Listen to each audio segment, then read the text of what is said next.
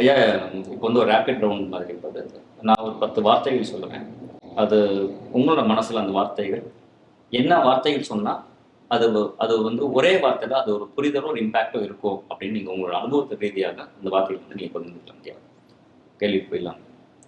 அன்பு, பாசம், கனவு, நனவு, குடும்பம், என் பெற்றோர்கள், மனைவி, சமுதாயம், என்னுடைய ஆசிரியர்கள், உரிமை, உரிமை, ஜெயில்,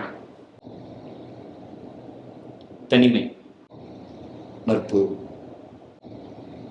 அமைதி, கோபம், பாதுகாப்பு, பாதுகாப்பு, பாதுகாப்பு, பயம், கண்டிக்கத்தக்கது, விரும்பத்தக்கது, வரவேற்கத்தக்கது, வெறுக்கக்கூடியது. நன்றி.